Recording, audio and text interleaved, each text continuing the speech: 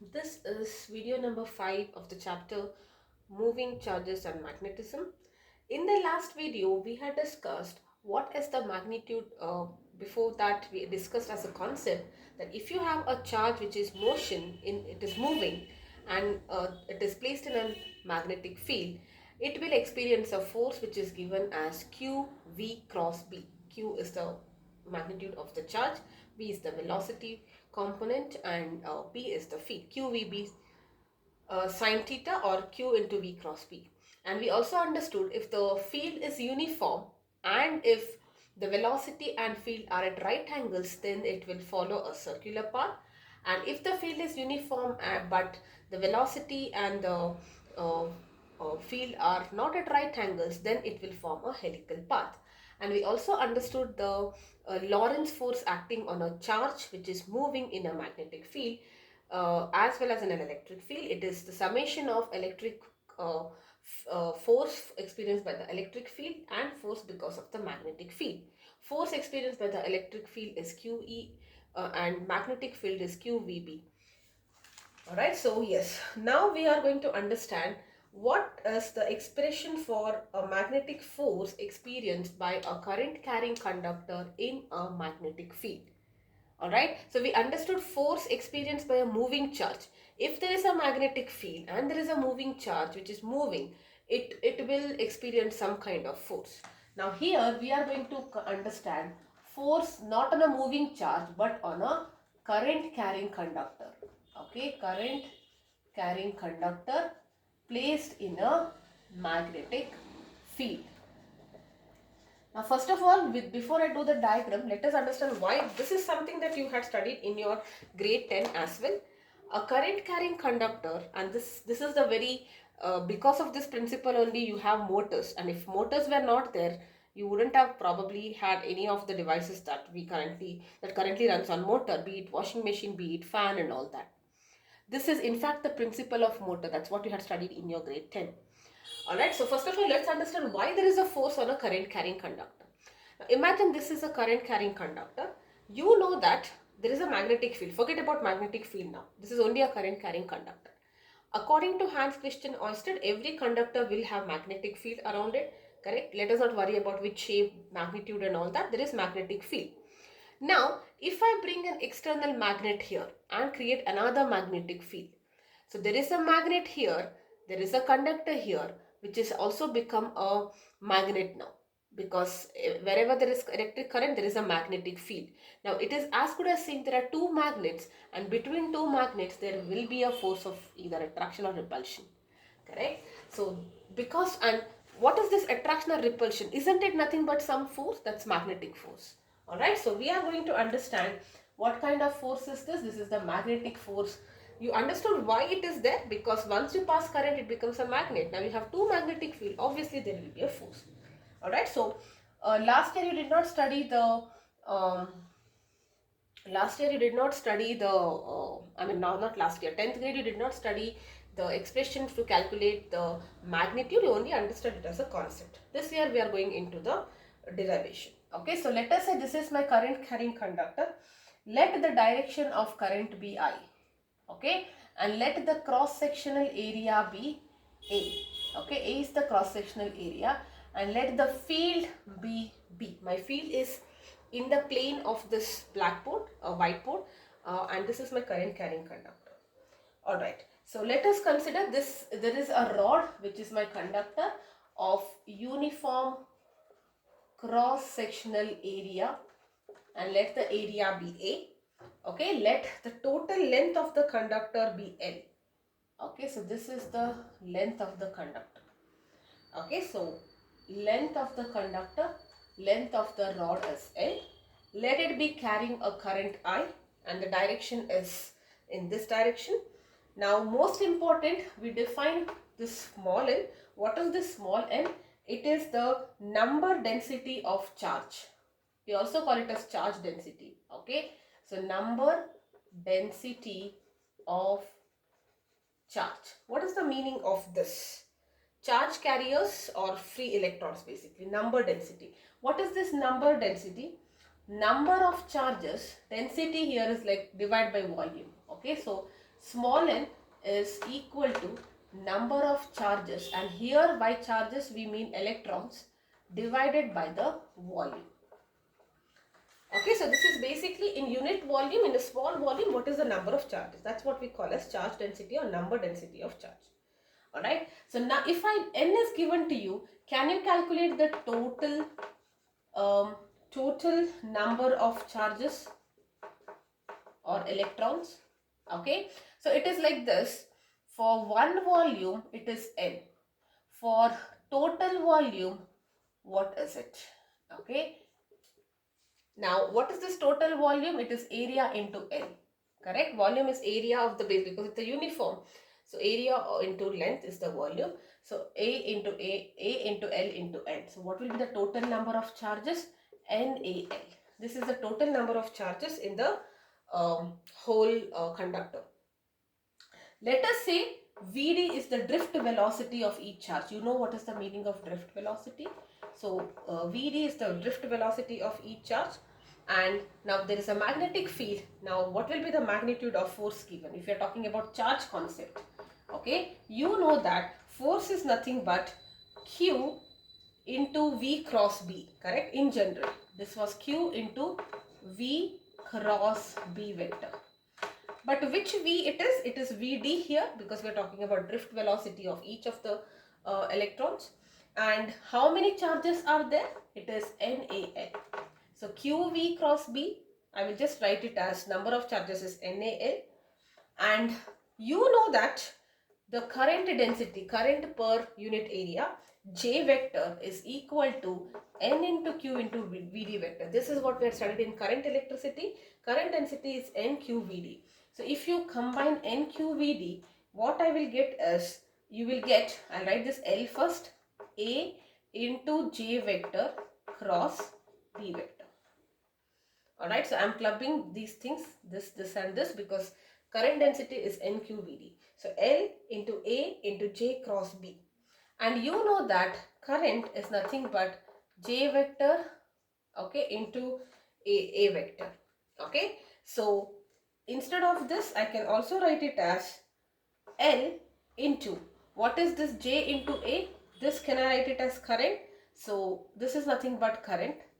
Okay, now but if I want to rearrange this, you will just, this is nothing but current.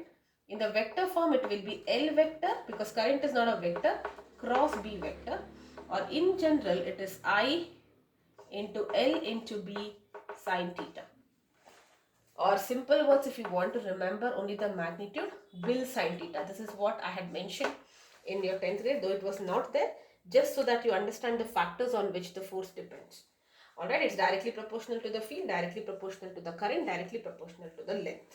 Okay, now this, what is this theta? Theta is the angle between the conductor and the field. Okay, so this angle is your theta here. Alright, because current is a scalar quantity. Okay, so this is the derivation, a very small derivation. You are starting with the starting trigger is the formula to calculate the force on moving charge. You will find the total number of charges. Velocity here is drift velocity, and you are making all this substitutions. That's it. Alright, now having understood this, we will quickly take up one numerical, and then we will go to the next topic, that is force between two parallel current carrying conductors. Okay, this is a very simple topic. Let's next quickly do one numerical.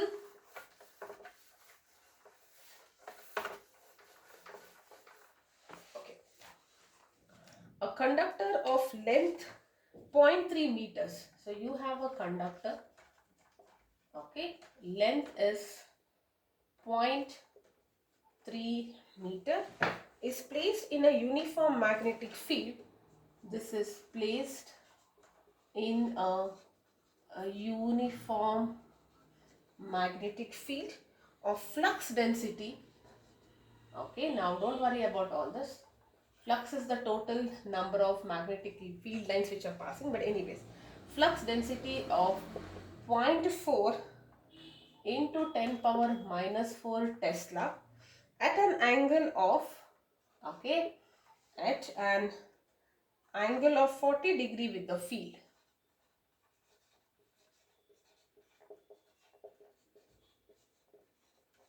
All right, yes.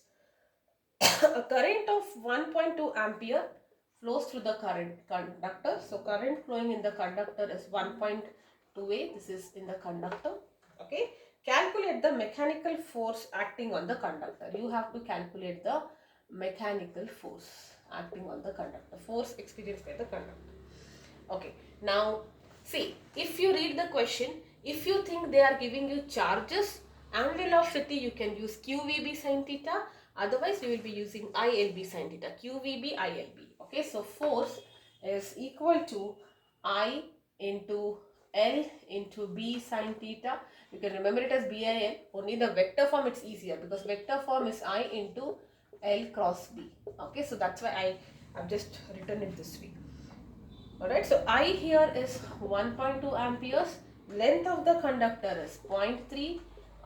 B is given to you as 0.4 into 10 power minus 4 into sine 40. Okay, now sine 40 will be given to you. Otherwise, you will have to calculate it from the tables. If tables are not given, they will give you the value. Otherwise, you can, if they did not give you, you can just write it as sine 40 only, multiplied by other things. So this you should be getting it as 9.256 into 10 power minus 6 Newton, because it's force, its SI unit is Newton. Alright, very simple questions. Focus on the formulae, focus on the derivation. Numericals are pretty easy. Alright, so the first concept is about the force experienced in a current carrying conductor in a magnetic field. The second topic here is going to be force between two parallel current carrying conductors. Okay, current carrying conductors. They need not be placed in a field. Please remember this. Alright. See, if you have one conductor, there is only one magnetic field, right? I need an external magnetic field. Only then there is force. But if I have two conductors, it is like this is creating a magnetic field, this is creating a magnetic field. So it is as good as saying there are two magnets. I don't need any external magnetic field. Alright, so just as a pointer to remember, you will say no external field. They themselves are producing the required magnetic field, which you will understand. Alright, so yes, this is also super important question. So let us say you have two parallel conductors like this. Okay, let us say this is conductor A and this is conductor B. Okay, they are parallel and they are placed in free space. Let us say the separation between them is D. Okay, so you have A and B are the two conductors. Okay, D is the distance of separation, how far they are from each other. Let the current in the conductors be IA and IB. IA and IB may be same, may not be same, it doesn't matter. Alright, even the direction doesn't matter. IA and IB are the currents in the conductors A and B. Alright, now look at that. First focus on this conductor. Okay, this is my special focus. The current IA, which is flowing in conductor A, right, will produce a magnetic field. Wherever there is current, there is a magnetic field. So this will produce a magnetic field BA at all points on the conductor, which is that conductor B. What is the meaning? Now imagine this conductor was not there. Okay, if this line was not there, at this point, every point it would have created a magnetic field, right? You know, wherever there is a conductor, around that there will be magnetic field, straight conductors. They are in the form of concentric circles. You know this already. Okay, so the current which is flowing in the conductor A will create a magnetic field at all points on this conductor B. And what will be the magnitude of this? You have already studied this as application of ACL. The magnitude of the magnetic field which is produced by a straight current carrying conductor. It is mu naught into I, in this case it is IA, divided by 2 pi into R. R was the separation, here D is the separation. Alright, so this is the magnitude of the field. So that means this here, at every point here there will be BA. And what will be the direction of BA? Okay, so what will be its direction? You just have to apply a right hand clasp rule or thumb rule. Okay, so your thumb is pointing in the direction of current. The direction of the way your fingers curl up will give you. Correct? Now, if you are talking about this point, look at it. Isn't it going downwards? correct? So it is acting, I cannot say downward, but it is actually going into the plane, correct? So this is your direction of BA. Visualize it in 3D, okay? So I will hold this pen. Imagine this is the conductor. This is the way, right? It is going into the plane. Or if you are holding it like this, it is going into. If it is like this, it is like this, okay? Depending on which angle you hold it, basically. But anyways, all right. So using the right hand thumb rule, the direction, this BA vector, which is the magnetic field due to conductor A at uh, at any point on conductor B, is directed normal to the conductor B. It is always normal, right? Imagine you, in reality you are having this, right? It is going like this. Isn't it normal? It is normal to the conductor B. Alright? Yes. Okay. Now, see, now imagine this is what did we analyze? There was a current carrying conductor and there is a field. Field's direction we got to know. Its magnitude also we got to know. Now this field, the conductor B is in the presence, for the conductor B's perspective, look at that. There is a current carrying conductor and there is a magnetic field. Now it will experience a force, whatever we studied, right? So let us write it like this. The field BA vector, okay, will exert force on conductor B which is carrying current. Okay, conductor B which is carrying current IB. Why? Because this is also creating a magnetic field and it is already in the presence of another magnetic field which is produced by conductor A. Okay, so this magnetic field which is produced by conductor A will experience a force on the conductor B. And what will be the magnitude of that force? The magnitude of that force, we write it as FBA. This is on B because of A, will be ILB, correct? So what is I here? It is IB because conductor B is having a current I. IB, okay? Length of the conductor L, and then field is BA. Now be very careful, okay? Do not write this other way because the meaning changes. Alright, so with respect to conductor B, what is the current? It is IB. What is the field? The field is because of A and that is BA. Alright, now if you substitute for BA from 1, okay, so this is 1. If you put this value here, you will get IBL into mu naught IA by 2 pi d, which is equal to mu naught, I'll just rearrange this, IAIB by 2 pi d into L. Now what is this mu naught I by 2 pi d? It is nothing but this part only. You just add one current and L here. Okay, just to remember I'm saying. Alright, now what will be the direction of this force? This force direction, isn't it given by left hand Fleming rule? Because conductor and field are perpendicular. Look at that. The length is like this and the field is into the plane. They are perpendicular. So I can use left hand Fleming rule. So what you will do, hold your left hand. This is pointing towards the field which is into the plane in this case. Okay. The current is in this direction. So wait 1 minute. Field is into current. Now look at that. My force will be in this direction. Okay. So this will be my FA. Okay. So I mean, my hands will be slightly twisted when I try to explain this, but field is into the plane. First you do this, it's easier. Okay, so you hold this, align it like this, field is into, so my thumb is upwards, correct? So this will be the direction. So what will be the direction? It will be towards conductor A. Okay, it will be towards conductor A.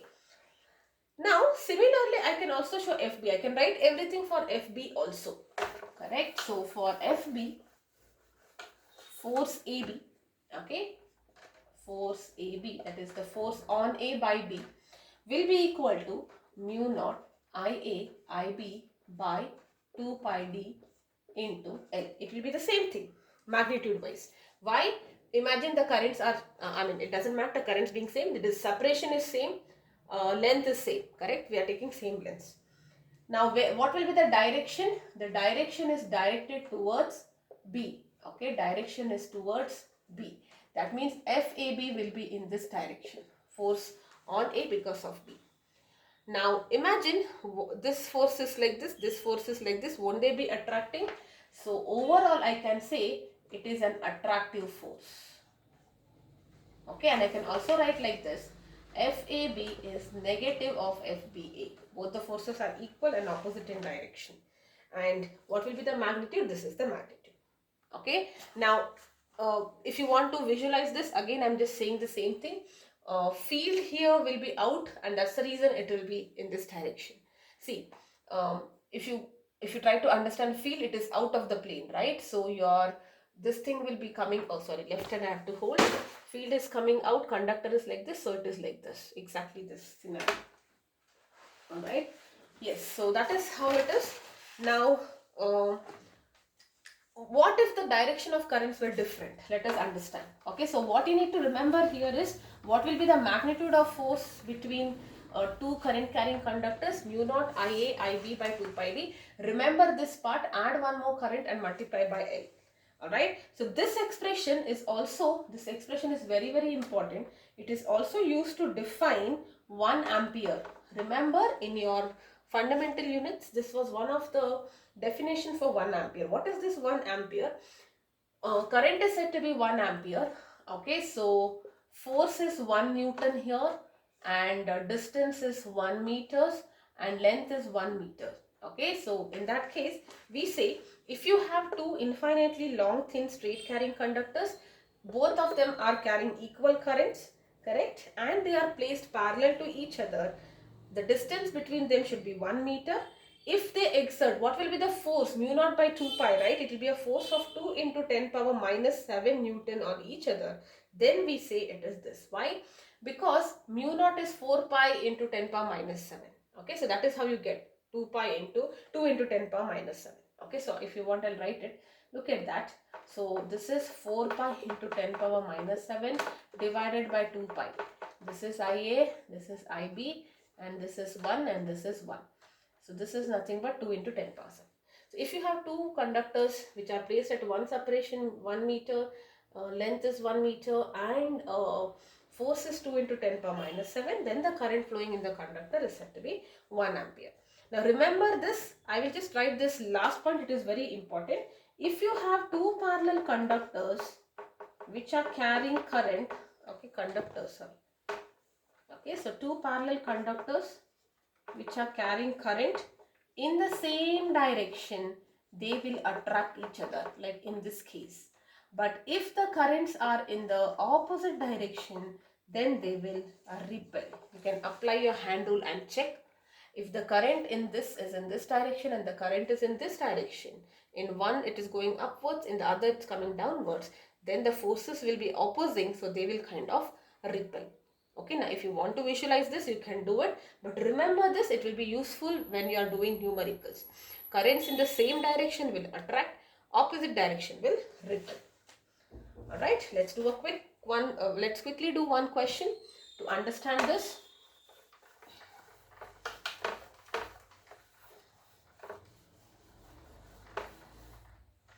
Okay.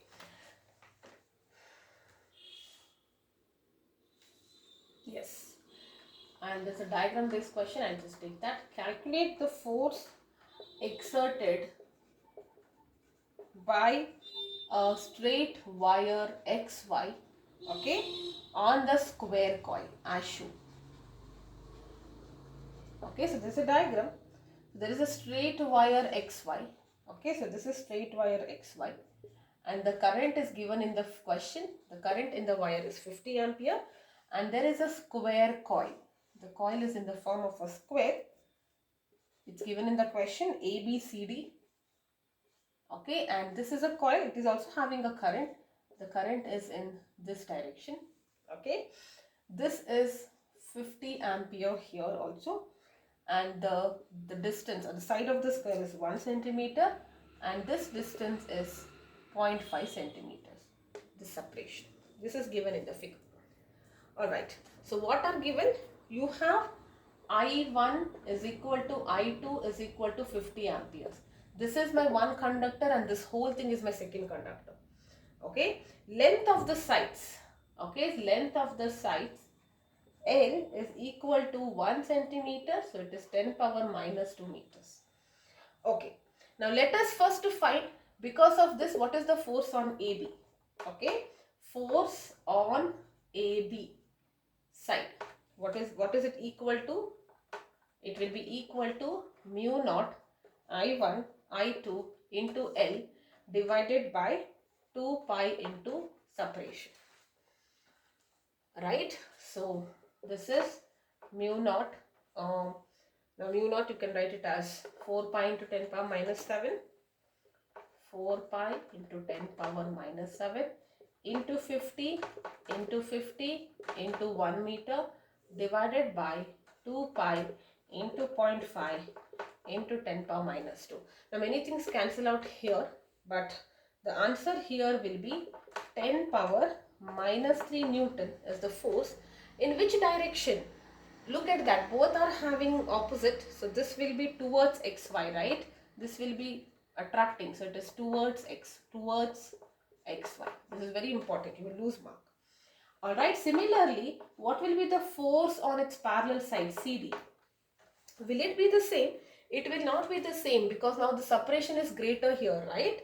So you cannot write the same thing. So force on CD will be 4 pi into 10 power minus 7, okay, into 50. Current will be same, this will also be same, okay. The only thing here is this length here, separation, okay. 2 pi into 1.5, because 1 plus 0.5 into 10 power minus 2, and this will be 0.33 into 10 power minus 2, minus 3 Newton. You can also see that, you can write this 0.5 into 3, right? So it is like as good as you are dividing by 3. That's why it's 0.33. Okay, so it's away from xy. Why? Because the direction is opposite. Look at that. This force is towards, this force is away from xy. Alright. Now let us also calculate the force on size BD and AD. The length and this, BC and AD, correct? So they will be equal, because the distance is, you don't have to calculate them, okay? Why? Because, okay, I will write FBC will be equal to FAD minus, if you want, so they kind of cancel out. What is the meaning of this? See, currents are same, directions are opposite, separation is same, correct? So this is like, repelling force, so they kind of cancel out each other.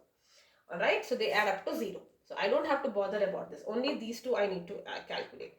Now you will calculate the resultant. One force is in this direction, one force is in opposite direction. So what will be the net force on the coil?